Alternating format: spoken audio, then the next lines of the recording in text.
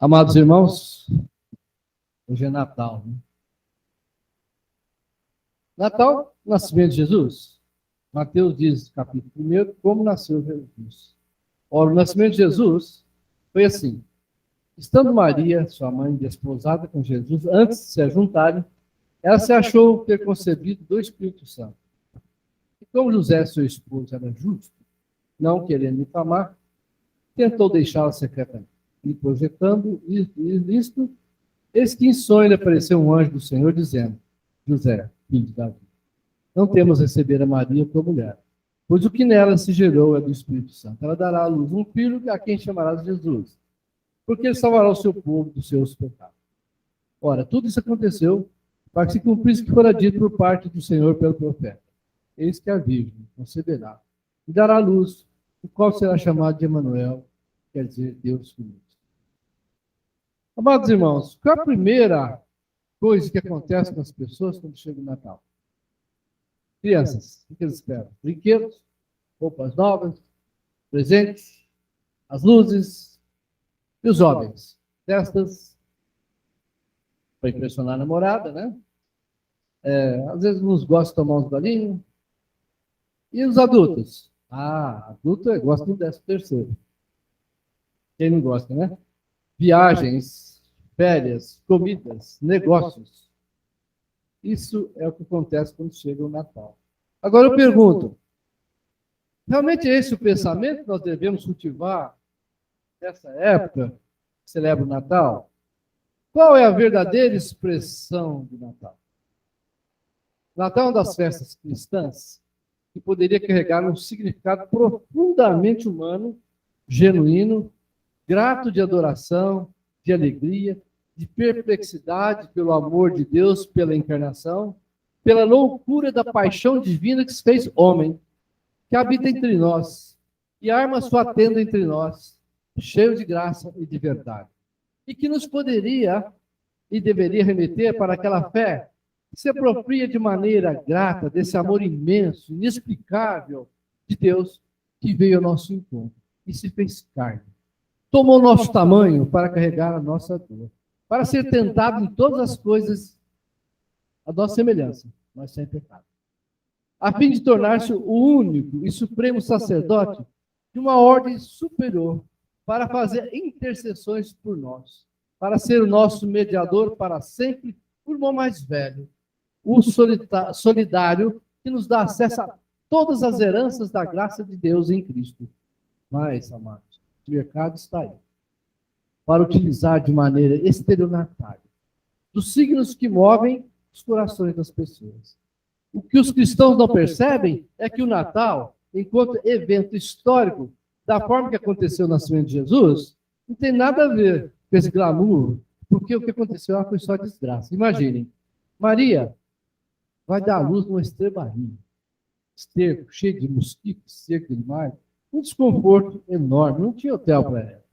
Qual mulher gostaria de dar à luz naquelas condições? Sem contar que as ameaças que se seguem. Eles têm que sair do Egito para fugir para o Egito.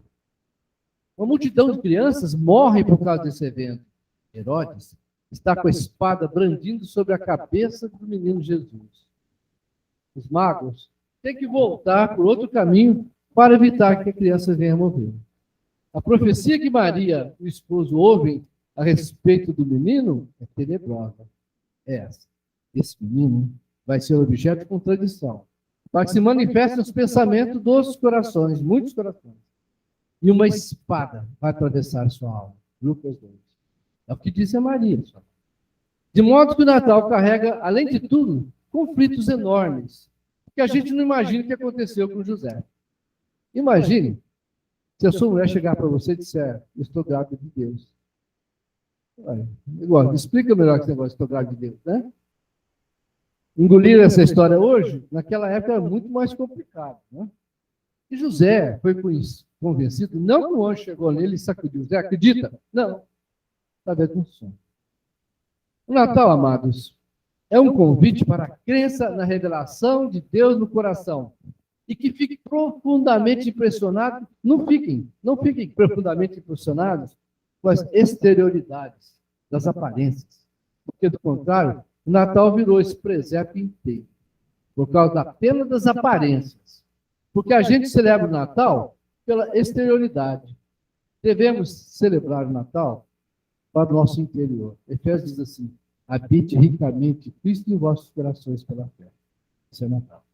Esse Natal que está aí só serve para gerar comparações, frustrações, para exacerbar desigualdades sociais, para fazer as pessoas se sentirem menos amadas, os pobres acharem que há um boicote permanente da divindade. Só abisma as diferenças sociais. Só mostra quem tem e quem não tem. Só revela quem pode e quem não pode. Só traz felicidade para quem tem com o que comprar no supermercado, no shopping. E frustração para aqueles que têm recebido a misericórdia de uma dádiva material inexpressiva, que sobrou da mesa dos ricos. Mas o Natal, do coração, pode acontecer em qualquer casa, em qualquer lugar. Não depende de presépio, nem de dinheiro, nem de Papai Noel.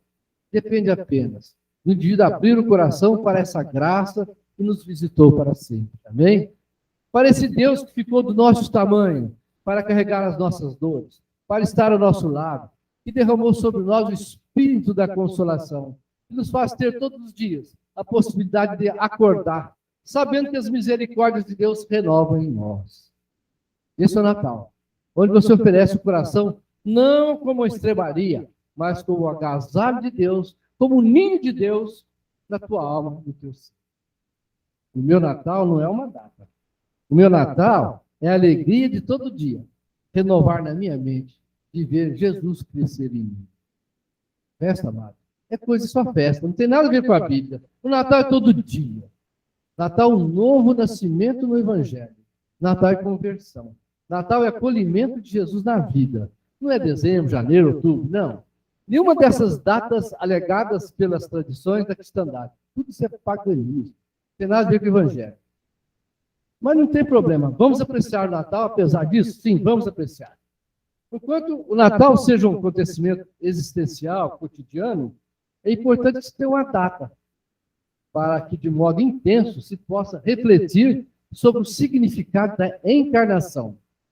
Portanto, amados, falar de Natal não estou tornando sacras ou santas datas, nem falando do Papai Noel como mascote do evento, mas apenas aproveitando aquele que se tornou o maior feriadão do ano e a data de memória natalina, a fim de chamar as pessoas não para a celebração religiosa de uma data, porém para o significado da encarnação.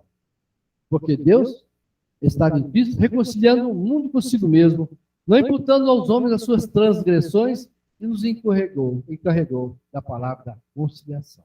Ou mesmo, porque era a nossa paz, o qual de ambos os povos fez um, e derrubando a parede de separação que estava no meio, na sua carne desfez inimizade.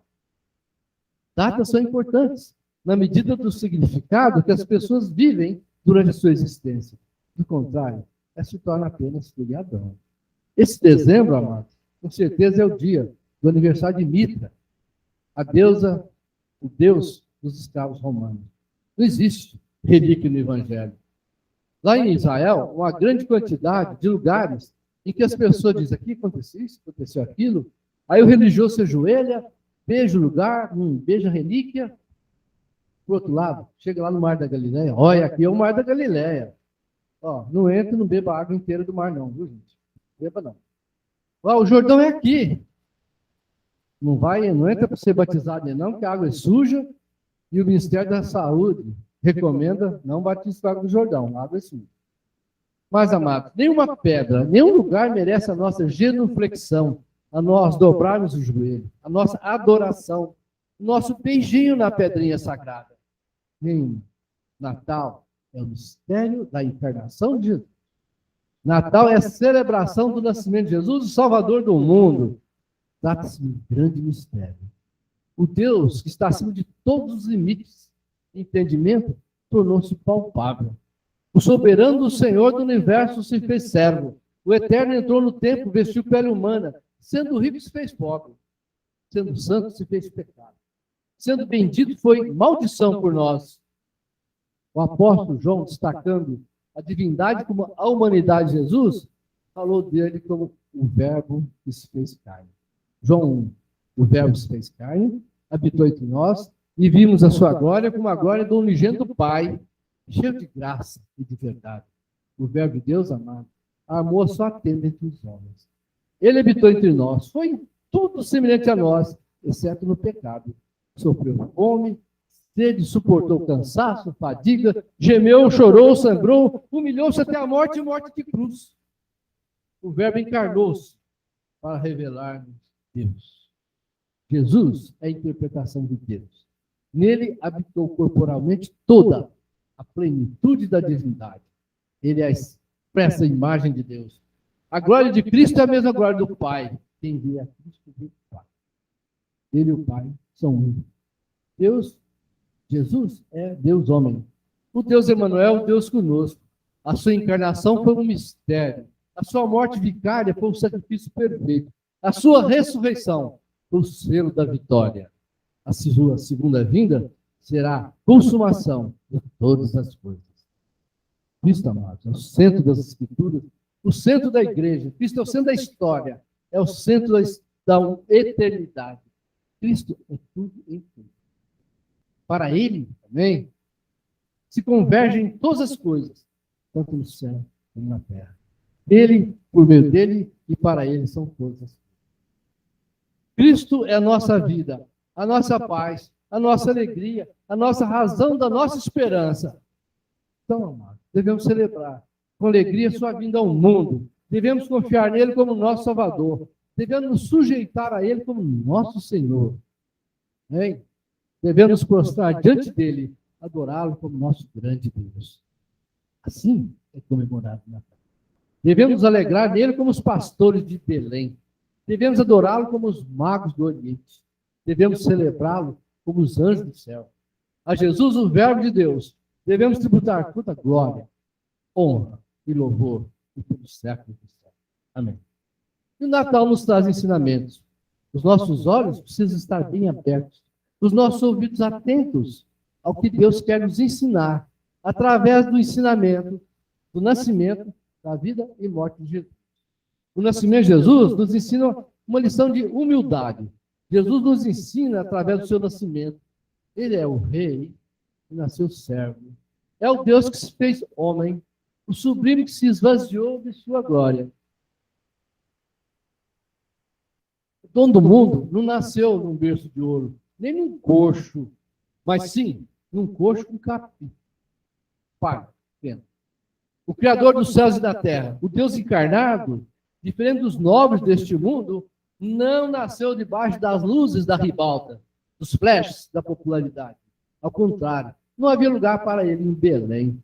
Ao nascer, foi perseguido pelo rei Herodes. Precisou cruzar o causticante deserto do Sinai e atravessar o deserto do Saara para fugir para o Egito, para escapar da perseguição de um rei louco. Cresceu Jesus como um carpinteiro na pobre vila de Nazaré. Começou o seu ministério como um rabino itinerante, onde não tinha reclinar a cabeça. Sendo rico, se fez pobre.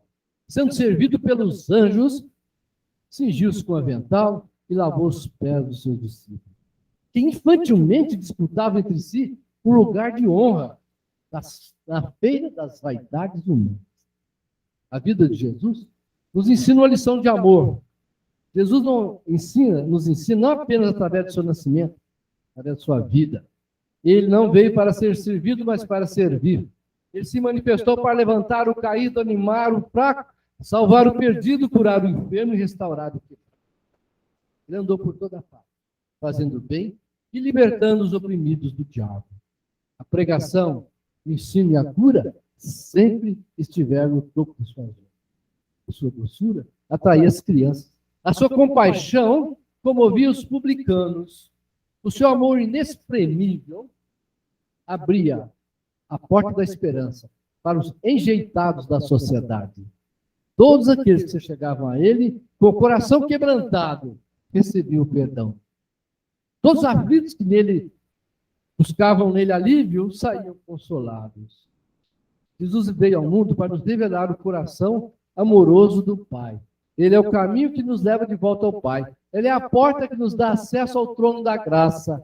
Por meio dele podemos entrar no trono e ter comunhão com o Deus de amor. A morte de Jesus nos ensina um sacrifício abnegado.